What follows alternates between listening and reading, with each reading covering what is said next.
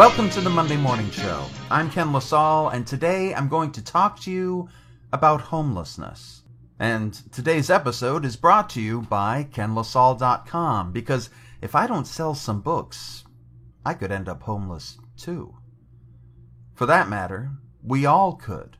No, not if I don't sell books. I mean, just as a fact of life. Nobody is so secure that it couldn't happen to them. Economies can collapse. Regimes can fall, and there's regular, ordinary life as well. You know it's true. Sure, maybe you're safer if you're up in the top 1%, but let's face it, we're not. So we should try to have empathy for any person we see out on the street, sleeping on benches, begging for food, panhandling. That could just as easily be any one of us out there, you know?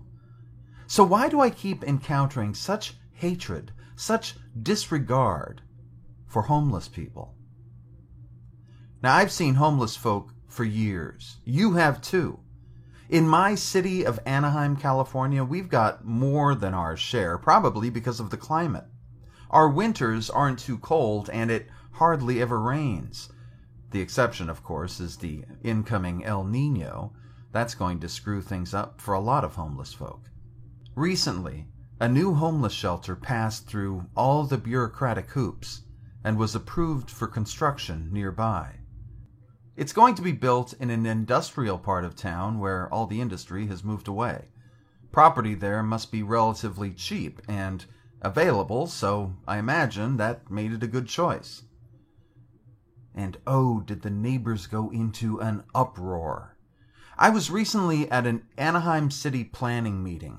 Imagine an elementary school library with about 50 chairs, all filled with white people over the age of 65, and you'll get the picture. And it appeared that all these old white people cared about were the homeless. Basically, stopping the homeless. They didn't want the homeless shelter built. They wanted to do everything they could to stop the homeless from living there, in the homeless shelter. They even talked about making the city as inhospitable as they could. One guy suggested making benches less comfortable. Think about that for a minute. He'd rather live in a city people hated than live in a city with homeless, because he didn't consider himself to be anything like them. Not a whole lot of these old folks did. They talked about the homeless as if they were rats. They said, they tend to gather together here or there. Because, human beings would never dream of such a thing. I couldn't believe it. I was disgusted. I went home to find out this isn't at all uncommon. Many cities in America would rather imprison their homeless than help them. Republican Don Young, representative from Alaska, has proposed releasing wolves in cities to kill and eat the homeless. And it's not just like this in the U.S. In England, where you would think people would be more civilized, maybe, they employ anti-homeless spikes in open city spaces to make lying down impossible, to make it impossible to even get comfortable. This is just crazy. Forget for a minute that homeless people are, people. Instead, let's do some simple math. Let's say you have 1,000 homeless people. Now, these are people who, by their very status, are less productive, more likely to engage in dangerous activities, pushed to the fringe, not exactly contributing members of society, and what's clearly most important in the minds of these old white people, you have to actually see them. What an inconvenience. Now, let's say you put 500 of these homeless people into a homeless shelter. Guess what? You've cut your homeless population by 50%. Putting homeless people in homes actually makes them less homeless. So why would people like my despicable, entitled, asshole neighbors, why would they object to a homeless shelter. Why? Well, you know why. Because of property values. Greed. It's what it always comes down to. These people care more about money than they do about anyone else.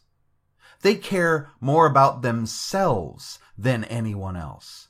They've been taught to act this way by generation after generation of rhetoric telling them they're on their own. Look out for number one. Nobody else is going to take care of you. There's no such thing as a free lunch, even for the starving. That's what the Republicans in this country, and not just a few Democrats, have been teaching us. And it's all wrong. We know that when our country was at its best, when we were sending rockets to the moon, building a highway system second to none, when we had the highest standard of living in the world, that was when we were less selfish. When we insisted that everyone pitch in. When we took from the rich and gave a shit about the poor. We don't have to be these petty, selfish people, you know. We can be better. We have to be better. Or we will, all of us, be on our own. That's it for today's show. Until next time, you can find me on KenLaSalle.com. Remember, the fate of this world is in all of our hands. Do your best and be just as kind as you can.